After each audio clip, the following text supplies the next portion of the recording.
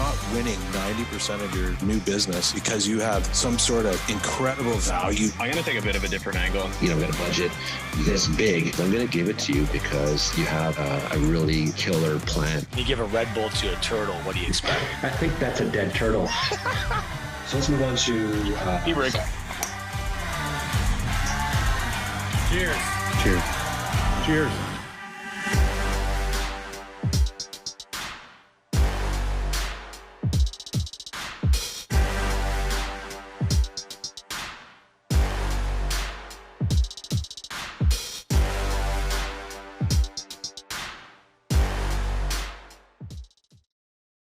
Does your current premium finance company lock you into long-term agreements?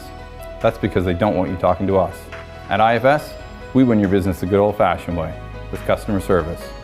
I know you don't always have to use a premium finance company, but when you do, you should use IFS. Cheers. Hi there, and welcome to another episode of the Digital Insurance Pint Podcast. As always, I'm your host, Tom Reid, and I'm joined by my colleagues, Steve Earle, CEO of Cheap Insurance. Hello.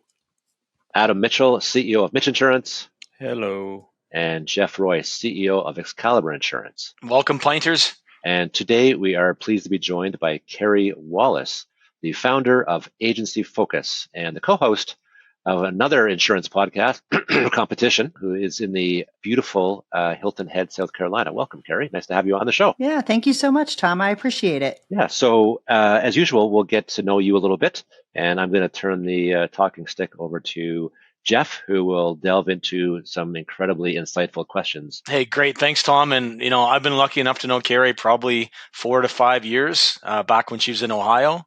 And her podcast is great. She does with her daughter, Insurance Refocused.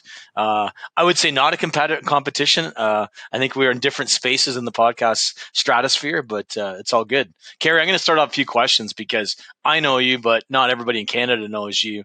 And you're one of the most well-traveled experts over the last couple of years in the U.S. So we're going to get things kicked off here. Who is your favorite Canadian band or artist? Do you have any? I do, but what's really funny is I didn't know they were Canadian. So you sent me these and I had to Google to basically say, okay, I know what music I like, but I don't know specifically if they're Canadian or not. So when I first saw that question, it was Drake, Celine Dion, Justin Bieber, but I did not know that the Bare Naked Ladies were actually a Canadian band. I had no idea. And the reason they're my favorite is they were staying at the same hotel as us, and actually we spent time with them in the pool. So it wasn't really their music. After that, I loved their music because it was pretty fun to just hang out and party with them. So Were they bare naked? They were not naked. No, they were clothed. Everybody stayed with their clothes on, but they were pretty fun people. Yeah. If you could see a live concert in 2024, who would you see? Where would you see them?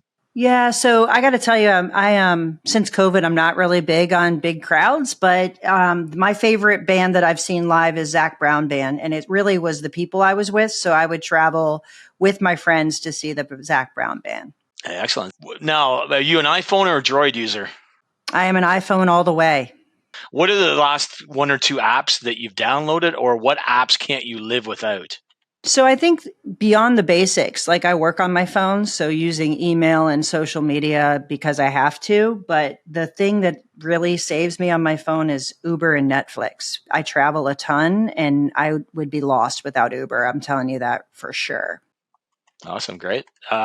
Next, what are your favorite podcasts or books that you're reading right now? Any gems to share with our listeners? So I know this is probably not the right thing. I should spew my own podcast or an insurance podcast, but I am a crime junkies junkie. I don't know about you guys, but if I'm in a long trip, I want to actually be entertained. So I love crime junkies. And I actually am reading 2 books right now. There's a book that's called Scale or Fail.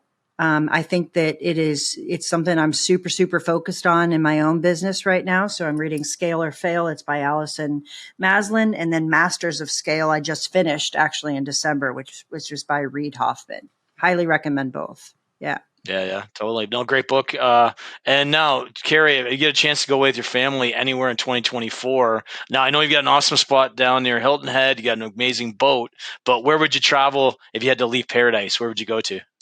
So we have had a trip planned since COVID that got rescheduled, and we're actually doing it this August. We are going to Machu Picchu and the Galapagos Islands, and I cannot freaking wait. So yeah. Awesome, Carey. Well, great. Well, welcome to north of the border, and I'm going to pass you back over to the rest of the team, Steve. Yeah, thanks, Jeff, and thanks for joining us, Carey. We're looking for some background now. So how'd you get to where you are? What were you doing that led you to what it is you do today? Go back as far as you like, but how did you fall into insurance? And tell us about that story.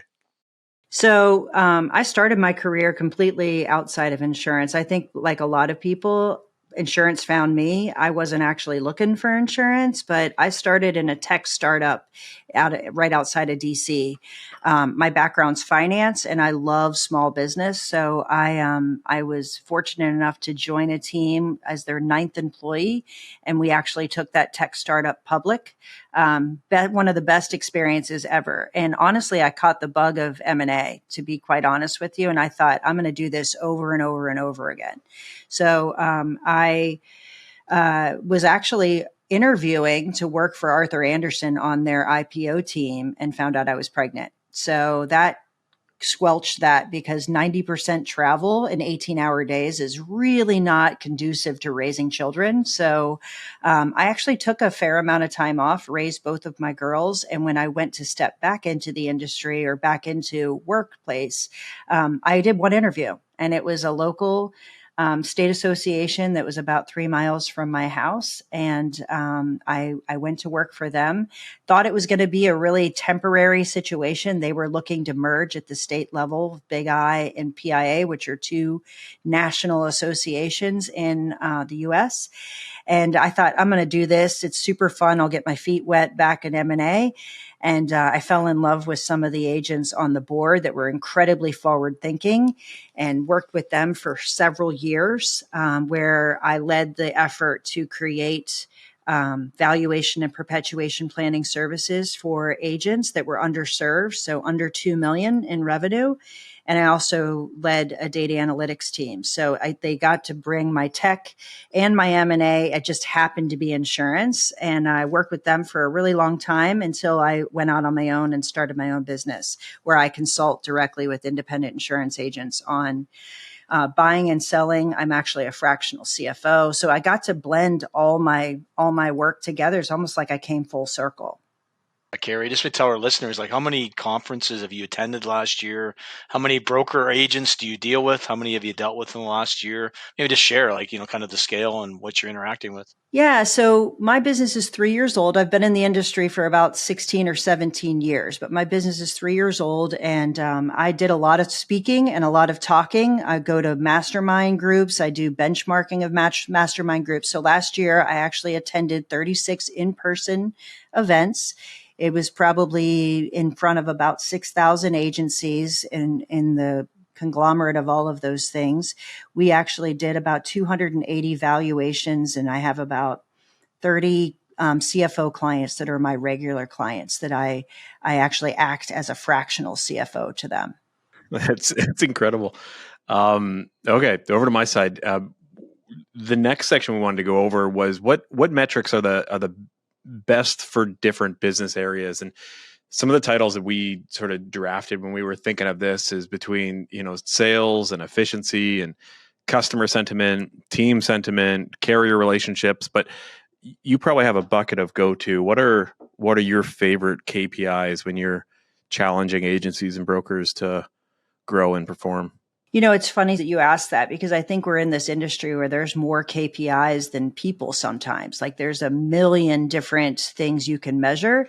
And for me, I'm a super data-driven person, and I can get lost in some numbers sometimes. But for me and the clients that I work with as a fractional CFO, I focus on 5. I actually focus on growth, and that is new business and retention.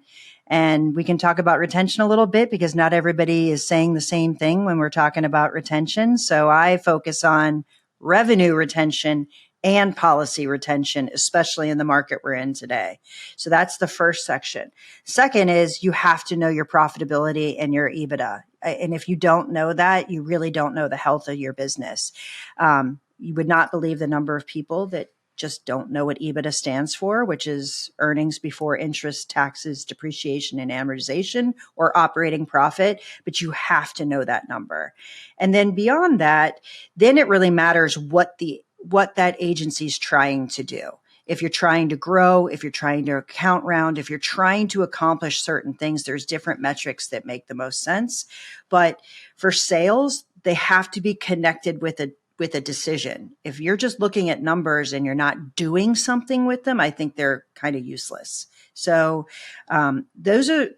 everyone knows what their revenue per employee is if they're working with me. Everyone knows what their CSRs, the amount that they're actually handling for efficiencies, and everyone knows profitability, policies per customer, and their growth numbers. If we know those 5 areas, then we've got a pretty good handle of what's happening in that agency. Can we push you for examples in those 5 areas, like what, or even ranges, knowing that some might look different, but what would be the banding inside those?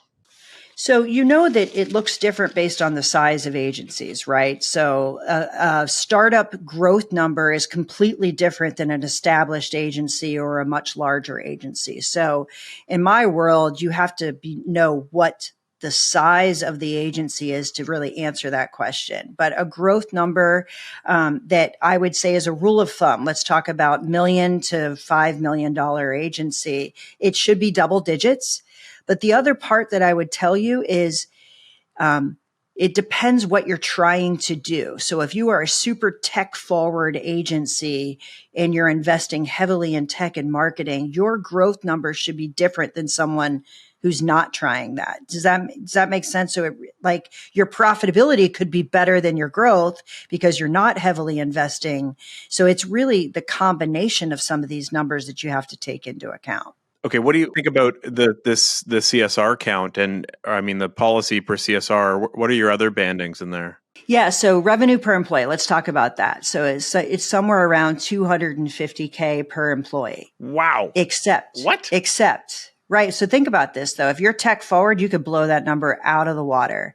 If you're a lifestyle agency, you're never going to get near it. $250K commission income? Mm-hmm. Is this a specialist commercial brokerage, or are you talking personal lines? I'm talking a blended approach. So if it's someone who's super, super specialized, then that changes the metrics as well. If you're heavy personal lines, you're probably not going to get there. That would be very difficult to do unless you're heavily automated. But here's the interesting thing. These are benchmarks inside a study that's done every single year. It has a best practices benchmarks. We actually benchmark our agencies that we work with. And the reality is I can talk about benchmarks all day long, but agencies that are investing differently, their numbers are going to look completely different. They just are. So if they're tech forward, if they're heavily specialized, if they really focus on something where they are efficient with one carrier or one set of group of carriers, they're going to look completely different than a generalist agency. And I think that's where it's difficult for us to compare to each other, because there's like this sea where there's people that are investing heavily and there's people that are operating. Yeah. And I think that Canadian American comparison too, you talk about a sea, and if we're going to, create metaphors to fish in the sea, I think that in Canada, if you decide you're only going to eat one kind of fish, you'll starve to death. So there's much more preponderance of generalists in Canada just because of the way the marketplace. If you wanted to specialize so much, like in the US, there's enough available of a specific kind of fish that you could survive and get fat on just eating that kind of fish. Whereas in Canada, it's very rarely the case unless you're in a huge metropolitan area, perhaps. Yeah. That there's a stat in the US that 45% of independent insurance agencies have some specialization or niche. Only 45%. So about over half are still generalists, but There's also 40,000 independent insurance agencies, and they don't get beyond 1.25 million in revenue. So you remember back to the books, like that scale is really important in order to get over that hump is challenging. It's super challenging. Yeah. How many percentage in the U.S. out of the 40,000 agents down there are 80%, 90%, or 1.2 million or less? What is it? 83% are below 1.25 million, which is crazy. Yeah. Is that what I've noticed? Is there's been a real resurgence of scratch or startup agents. It seems to be a lot bigger in the U.S. There's like SIA and different places to help you, to give you contracts. There seems to be more traction on it, but a lot of those people are kind of one or two people hit wonders, and they can never figure out how to scale. They get stuck being, they work longer and longer hours. They get 40 hours, and they're at 70 hours, and they end up burning out, and they can't figure out how to scale their business, like a video game, right? They get stuck in a rut, and you probably see that a lot too. And those numbers back that up, right? 100%. And so it's kind of like this. If I want the growth, then I'm going to have to sacrifice the profitability, or if I want the profit, it'll keep me from being able to grow. So they get stuck in this stair step that you need to take in order to scale your agency. And it becomes a really great source of revenue, recurring revenue, that there isn't a lot of incentive to take that risk to go to the next level. So it is super interesting. The scratch agency, though, Jeff, today than when I came into the industry 16 years ago are very, very different. Scratch then meant no experience. Scratch now means M&A is driving people who have experience to say, am I going to do this on my own? And am I going to invest differently? So some are actually coming in, investing in tech, investing in infrastructure, policies and procedures, all those things, and being able to actually get further faster than what you could before. It's really an interesting dynamic. No, that's good. And before we pass it back to Tom here, explain the lifestyle agency. It's a term that I know I hear in the U.S. and I'm like, first time I think it was Seth Zaremba. He talked about, he was really battling the lifestyle agencies. And Tom, he's got a really good bit. He does a presentation that would blow your mind about, the lifestyle or traditional brokerages versus the digital ones. But maybe explain to our listeners, what is a lifestyle agency? What is that?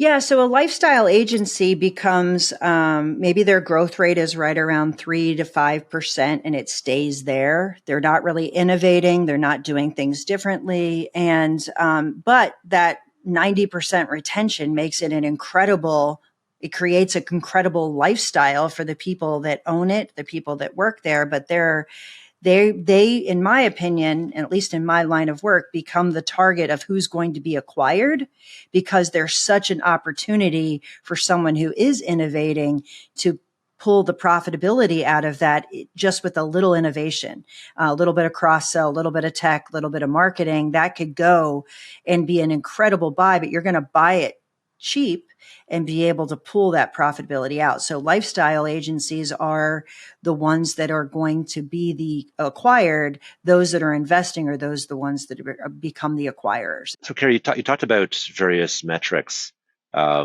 which is great, but at the end of the day, you have to actually implement those things and track them. And, the devil is always in the details, so to speak, and getting things onto a dashboard every morning or every week or every month or whatever is, sometimes more challenging than deciding what it is you're going to track. So what have, in your experience, what have you seen the best way to track those metrics? Are there tools available in the various broker management systems or agency management systems, or is there third-party tools that you tend to use? Maybe just talk about how you actually take the theoretical KPI and put it in front of the owner of your client's business. Sure. So first of all, I don't think that it's in the agency management system. I think that it's in the customer relationship, or CRM. So the sales management tool are the ones that typically can put these KPIs in front of an agency owner. And there is not one system that can solve all of this. It's a conglomerate of systems. So you used to choose your agency management system. I don't know what you call it there, but broker management system. Yeah, Same broker thing. management system as your backbone. Really what you should be doing is this this CRM should be your backbone. So that is the one that's tracking your sales process. What are your number of leads to a number of calls to number like that? Those are the leading metrics that you can start really managing and putting something into place and predict what your performance is going to be. Because all those metrics that I told you before, they're all lagging. Like that's as they're completed. So these systems that are in place that can give you some of these leading metrics really drive the action. So what am I going to adjust if I don't see the activity that's going to drive the growth rate? I want to be able to intervene before I run my monthly financials to see my growth rate. I want to be able to do that. So in my opinion, those systems that allow you to look at close ratio, number of activities, things like your customer, what is their sentiment score? Like, what is the NPS score? Those are the things that I would be looking at as an agency owner or a broker to say, what are the things I'm going to do to change the course of something and actually influence the performance of the agency? Do you have some, these may not cross the border, but are there specific CRM tools that you counsel your clients to use? Sure. The most common CRM that's utilized in the States is Agency Zoom. There's people that are using HubSpot. There's people that are using Salesforce. It's super expensive. So larger agencies are the ones that can utilize that. But the most common is Agency Zoom. To do some of the other metrics though, to do, a sentiment score of your customer, NPS. There are several different tools that can do that. One that I love is Donna by Arias Analytics is able to actually track what your customers think about you in every interaction and say, is it a positive or negative, and be able to predict with pretty close certainty whether or not a customer is likely to leave the agency at any point in time. And therefore, now you can have a focused approach to say, if I have a finite amount of time, where am I going to focus my energy in order to make sure that retention number is going to stay strong? So that's one of my favorite. There's several, but that's one of the ones that I think is affordable, and it actually really measures something in real time. Has somebody done the blind study to validate that? Like that sort of feels like Minority Report of it's it's a pre-crime that's happening. And well, no, it's Anurag from the company. I know him, and Chris Paradiso has been using it for 2 years now, Carey? At Easily, least. How do you validate those? So you run a blind study on the ones that you would have thought were going to go, and so then you action 50% of them and see if the other 50% actually does leave without intervention. The biggest thing is you look at your retention rate, right? Like you can actually see what your retention is. But you'd have to run a double blind study. You would have to test it without question. Yeah. I'm not sure if they'd be interested in having the show because they could explain it more. But it's amazing how they've taken all the every interaction, all the emails, all the phone calls, all the transactions, and they can actually blend it in there, and they add third-party data, and they come out with a centimeter score from 0 to 100 to tell if somebody's going to turn. It's fairly predictable. So you spend your energy on the people that are going to turn more, and you have a different process than if you don't, right? I also think it would be helpful inside an agency to see the ones that are actually following up on the ones that come up versus those that aren't, to see what their individual retention rates look like as well. I think that data probably exists. I can tell you, I actually lived through this. One of my prior jobs, I was at BrokerLink, and we did a whole bunch of acquisitions, and we had a practice where we would be, when you acquire another brokerage's clients, there's always a disruption. There's always an opportunity for them to start shopping around, and so it's sort of a double non-retention opportunity. And so we instituted a process where they would all be getting the generic letters or whatever, but they'd also get phone calls, and we were able to compare that in some offices against ones where it wasn't done. And in fact, the ones where it was done on an acquisition actually had better retentions than brokers where clients were not going through an acquisition, but they weren't getting regular contact, right? So so that contact point, assuming the contact is done well and so on, if one makes that assumption, absolutely the contact has a measurable impact on retention. But back to your previous point, the thing is I don't think any agency has enough staff to call every client all of the time, right? So you got to pick your spots, and assuming that your tool actually picks those spots correctly, then it's going to have an impact. Right? I think where Adam was going was that, how do we know it picks the right spots? Yeah, well, we have these things like all the time where we set up a renewal team and they're going to go target the entire book that actions on this. Well, if you don't set up a control study, you never know how what you did actually was the thing that made the difference, or was it a market tailwind? And opinions and predictions are pretty easy to throw out. It becomes harder to validate. It's like when people have lead scoring on leads, and this one's an A+ lead, and that's not. Well, it's like if you're not willing to throw some out and get rid of it, like how are you ever going to validate the engine's any good? Otherwise, it becomes self-fulfilling. Sure. Part of the thing with this tool, though, is you can actually, as the person who is looking at the data, say they got it right or got it wrong. So as they're reading the emails or listening to the phone calls or putting this score, you actually have to teach the AI, is it doing it right or doing it wrong? So I think there is a part of that built in, but I agree with you. Like if you're just applying it, spending the money and assuming everything's fine and not doing part of your business where it's not applied at all, how do you know? Like it could all be for naught, right? Carey, I've got a quick question. Back to, you've done studies and benchmarks and all that kind of stuff with a number of your customers. Have you ever done one that measures these best performers or performance according to your benchmarks by which broker manage or agency management system they're using, cross-reference to? So say, here's performers within this band, here's performers in this band, and identified, there seems to be a trend that those that use this AMS or BMS, we call them, versus that one, tend to be more profitable, tend to have more, be able to handle more volume, tend to be more efficient. That would be an indicator, that sort of thing. So have you ever done that sort of study?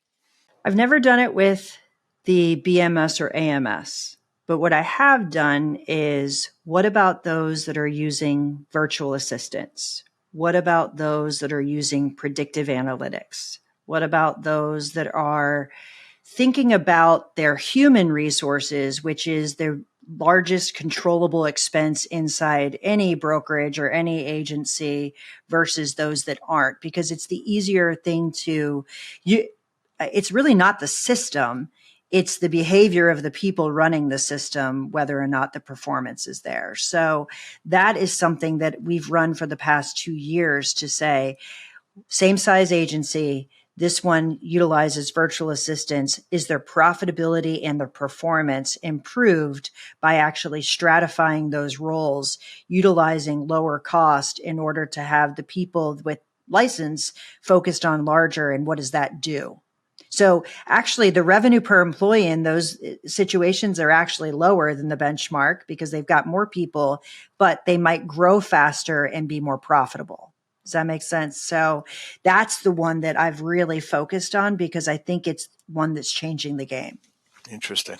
Okay. One of the ones that sandbags the revenue per employee in our model is the sales team and the size of the sales team. And when you go through periods of time with that team being very big, your number comes down a lot.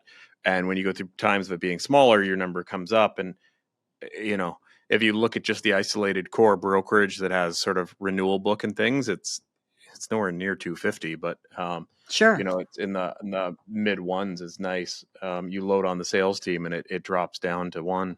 Same thing happens when you're in the middle of a transition. If you've got multiple owners and your numbers are going to be totally skewed. That's why one number or one metric isn't the health of the agency. It has to be considered in context of what's happening and with the other performance metrics. So, what I mean by that is I might look at someone's P&L and say, okay, they're growing double digits. That looks great. They're allocating so much to each of these categories. The benchmark for those categories are either higher or lower than what they're doing to get to a profitability that's either higher or lower what it should be. So as a rule of thumb, we'd like to see agencies at least in a 30% profitability or able to get there. Some agencies are comfortably knocking on the door of 42, 43% profitability. If you're at 17, we're going to go backwards and try and figure out what's driving that profitability to not be there. They might be super, super investing in an incredibly healthy agency, but we've got to figure out what it could be and what it's predicted to be in order to know what we need to fix there. Normalize it, stripping out all the investments. That's right. So if you're getting ready to sell, you're not going to be heavily investing and trying all kinds of different things. You're going to have the things you absolutely need to operate, right? But if you're chasing triple digit growth, you're going to be plowing every, could be profit dollar back into finding new clients. I think that's really well said. Yeah, that's good. We kind of already, I guess, kind of jumped over the handful of metrics. I think we covered that off a couple of times. No, which is great. It's good.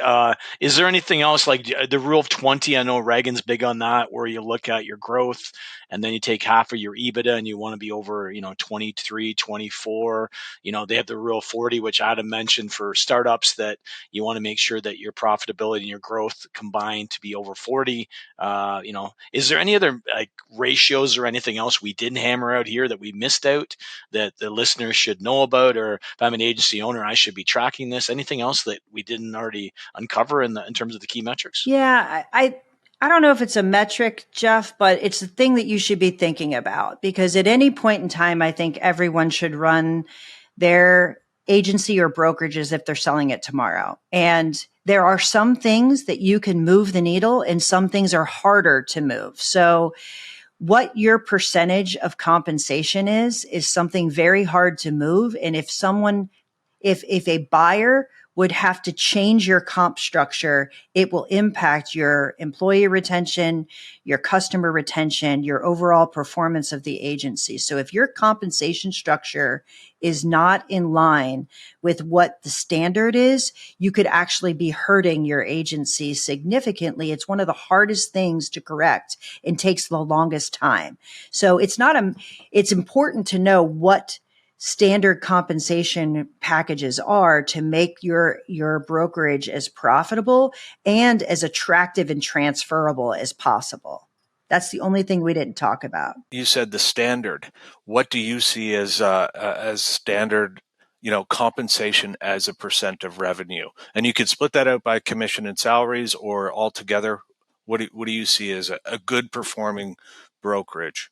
Yeah. So again, we do it based on size. So obviously a smaller agency would have to have a higher percentage until they can get to a volume to be able to span that out. So I'm going to go in the middle of the range. Again, I'm going to go from the 1.5 million to 5 million. It's somewhere right around 47% of your total revenue should be focused on compensation. So that's sales, commissions, and salaries. Everything for everybody inside the agency. It should be a total of 47%. Including tea times? Including tea times. Absolutely. Yeah. But think about it though.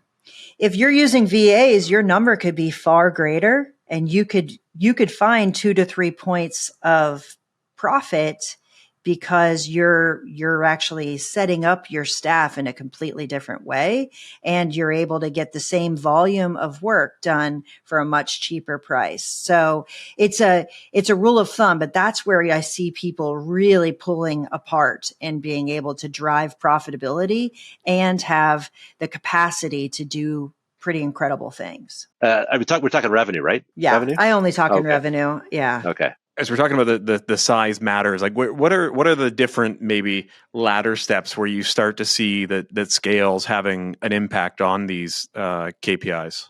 So definitely in people, no question about that. I think that the larger you are, the more that you can put towards automation, the more you can put towards some predictive and focused effort where you're making the most out of your people. So as 47% of your total revenue should be going towards your people.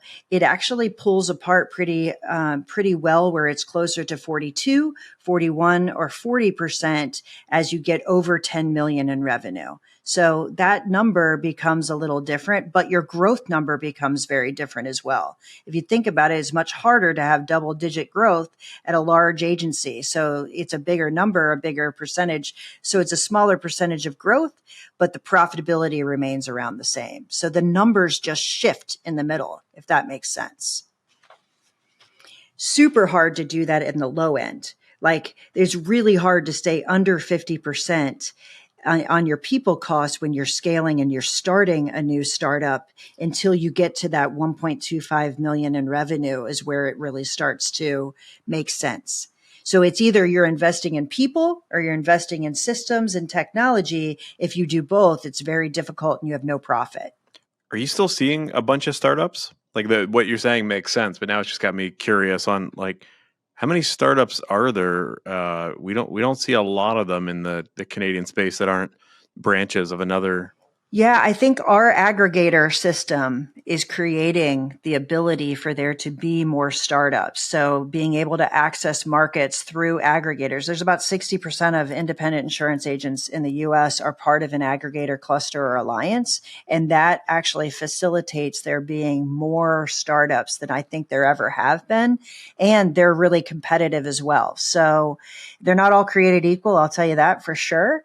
But yeah, we do see a fair number of startups. I'd be curious to see the difference in efficiencies between a Canadian brokerage, with 1 million to 5 million revenue, and how the effects of what we do here and have to do here with data entry, with portals and that sort of thing, because we've done some math in the past, and the best guess is like it can be as much as 5 or 6% of our revenue is dedicated to data entry on behalf of our insurers in personal lines. Does that exist to the same extent in the US as it does Canada?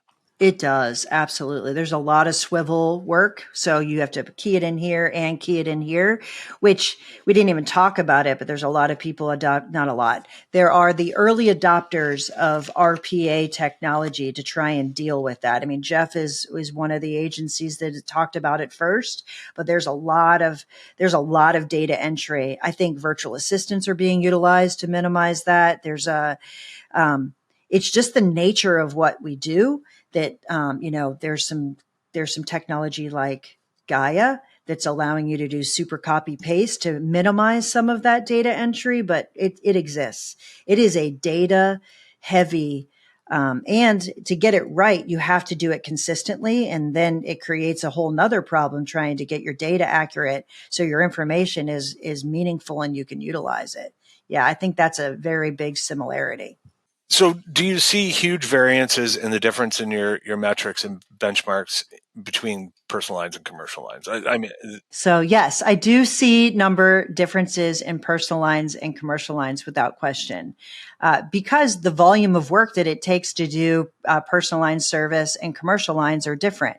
It's also the size of the account is different. So if we're talking about revenue per CSR, larger accounts, more complex, take far longer than some that are much easier. 100%. You have to know what kind of agency you're talking about to know which benchmark makes the most sense. I will tell you though, our split is typically 60-40. So agencies, there's a lot that have both. The biggest factor is when someone has to straddle multiple things. So if we're talking about how do you scale, if you have someone who's selling and servicing, if you have someone who's straddling personal lines and commercial lines, trying to do it all, that will be the most inefficient because they're not able to capitalize on being very specialized in that. So in a generalist agency that's 60-40, where everybody does everything, will have the worst benchmarks typically. Interesting. So, personal for commercial, we talked about scale, we talked about personal versus commercial. What about specialization? I've seen, my intuitive experience having worked with some specialty brokers is that they might be in that sweet spot. Certainly EBITDA is higher than an average broker. And in some cases, depending on the specialization they've picked, their growth is actually pretty good too. I mean, what's the experience that you've seen out there? So specialization is super tricky, especially with where we are today. So absolutely can drive your efficiency up. No question about it. You can pick your partners so you can be much more focused and capitalize your carrier relationships. So you can actually be in contingency range with your carriers in a much more, focused way. It also can increase the risk inside your agency for the very same purpose. So if you think about where we are today, when I would say this 3 years ago, I'd have agents that were like, whatever, Carey, sure, that sounds great. But placing more than 25% of your book of business with any one carrier, any one niche, any one producer, any one whatever creates risk. We felt it now more than ever. If an agency is specialized and that specialization gets so large, it actually changes the transferability of that agency as well as the risk inside that agency. Because if one carrier, it represents that large of what your agency is, and they make a change in compensation, appetite, contingency, whatever that looks like, now it impacts a large percentage of your book versus someone who's more spread out. So it's a double-edged sword, because I not only look at metrics, I want to know how is this serving the value of your agency and the transferability of your agency. So it's a really tricky thing. Right. So you're saying you might smash out of the park for a couple of years, but if the tide turns, that's a big problem. Tide's turning big in the U.S. right now too, big time. It is. One important caveat that we didn't mention here, and we probably should at the beginning, when you're talking about revenue, we should be clear as to whether you are including any contingent profit commissions or overrides or bonus commissions. Are you talking about pre or post? So when I say, salaries as a percent of revenue, is that just commission income, not including bonuses and contingent profits, or not? Yeah, so that is really just fees, just commission and fee revenue, no contingencies. Okay. Yeah, so that is all right. That is above and beyond, and for very good reasons. Those fluctuate pretty significantly. If you plan on them, it's really difficult to make that switch. Yeah, I just wanted to be clear in case somebody's trying to do the math, whether it includes it or not, and it does not. That's correct. Do you have any indication of like what kind of growth the top agents had in 2023? Have you got any of those numbers, what the top EBITDA is, and any other numbers that are really important just to share with our listeners? Yeah, so we actually just looked at the data that we have inside Agency Focus. So of all the agents that have shared their P&L with us, there's actually a 3-point bump in overall growth from last year to this year for the same size agency. And that's because of rate. Obviously, there's a huge rate swell, but also we break out organic growth versus acquisition growth and try to get our arms around swell whenever we can. But it is a higher growth year without question. So the range of growth for us was 7.5 to about 23.5 for our and that's what the range was depending on size. So smaller have the higher amounts. EBITDA.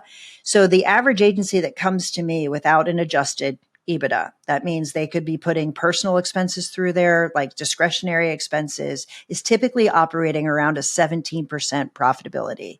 When we take those discretionary things out, they can get to around a 25 to a 32. That actually was down. So what that tells me is the cost of employees has gone up significantly to change the profitability of agencies pretty significantly, actually. And that's really, really new, but that is, so growth is higher, but profitability is actually suffering a bit simply because of the cost of people. So I heard this stat, the All In podcast, that insurance premiums are a lagging mover of inflation in the economy. So when you have a big inflation mover like car repairs going up and all the things going on, it needs to hit the books, happen, get filed, and then get approved by the insurance company. So it ends up coming out 18, maybe longer. And so I think what happened to us and probably a lot is that the COVID wage increase pressure came out. You had to respond at elevated probably a year or more before the premiums swung. And now the sort of wage pressure is probably down or tempered a bit, and we're starting to see the swing of premium increases coming. So I bet you that trend inverts a bit in the next year. Are you seeing that 47 going to 50 then? Like we're seeing that number kind of sneak up a bit, that percentage. And then are you also seeing the squeeze on contingencies, right? Like that profit's gone down. I got to think contingencies have been reduced. Like companies are altering contracts, putting retention clauses in, making it more difficult. There's more natural catastrophes. The retention on stop losses has gone up. There's a number of things that we're seeing in Canada. Obviously, the US is even worse with losses and catastrophes hitting it at a bigger scale. So I'm assuming that's factoring into your numbers too. Yeah, no question. Contingencies are 100% nothing like they were 2 years ago. Even year over year, you can see a pretty significant, but I actually think we're going to feel that worse next year. I think that there were carriers that have lagged a little bit. Not only is it contingencies, but writing new business has been halted by several carriers. So you're going to see that growth number be hurt because there are some agents that now are feeling like they have to sell because they don't have carriers that will place new business at all. Those that have the right carrier mix are making money because there's nowhere else to go. But it is creating this really great divide. So if you already had scale and you had a wide variety of carriers, you're going to be in a far better position than those that did not. It's creating a very large divide that was already there, but it's just widening it. The have and the have-nots. Always, yeah. Well, Carey, you touched on the importance of this before. I think we're a big believer in it. We stole it from the EOS book, the EOS system, the idea of leading and lagging indicators, and that a P&L and a brokerage, which is the classic thing that gets talked about, is just a giant lagging indicator sheet of all the things that are already baked. What are some of your forward-looking metrics of things you look for to know that trouble is coming that will then land on the P&L? So without question, I think when you're talking about new business, you want to know like how many leads do you have? How many calls are happening? What are the proposals looking like? All that activity is going to lead you to, we're either going to hit our numbers or we're not going to hit our numbers. Same thing on the retention side. What's the time to settle a claim? What is the number of claims? Like, what does all that look like? I think is also a number that you need to pay attention to. Talk time. Number of dials for a producer. Like there's all kinds of metrics and it depends on how you run your business, whether or not you're able to get to all those metrics. But those that have connected and have a CRM should be able to see what those close ratios are, what's driving that, and be a predictive about what we can expect things to happen inside the agency. Without that, I agree with you. Like, listen, I look at P&Ls all day long, but it is what's already happened. We want to know what's going to happen and prepare for it. So I think that if you're not doing that, you are putting yourself at a disadvantage for those that are looking at that and being reactive. Okay, so Carey, we've gone through a number of things, and I can always tell when a guest commentary is landing because I see Adam, Jeff, and Steve leaning forward, taking notes, doing a couple of double takes. You said a couple of numbers, and I could see them kind of, they did the oh shit, that's not my number pose. So awesome, well done.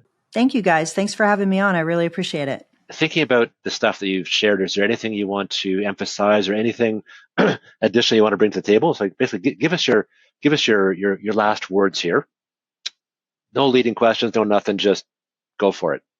So I think it's incredibly important in today's world to have a handle of your numbers. I think I meet a ton of agencies that they are great salespeople. They are great at coverage. They are great at relationships, and they don't pay attention to their numbers. And I think it's one of the biggest disservices you can do to your business, because if you actually have a handle on it, you can change them and position yourself to do far more. We've talked about a little bit of those things, but knowing your numbers and knowing what they mean and letting them drive you to decisions puts you in a much, much better place as a business owner. So I would encourage you, pick one of the numbers we talked about and know what it is and really think about that and then build from there.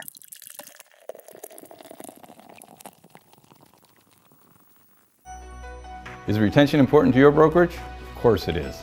That's why at IFS, we have a cancellation prevention process. Want more details? Give us a call. I know you don't always use a premium finance company, but when you do, you should use IFS. Cheers.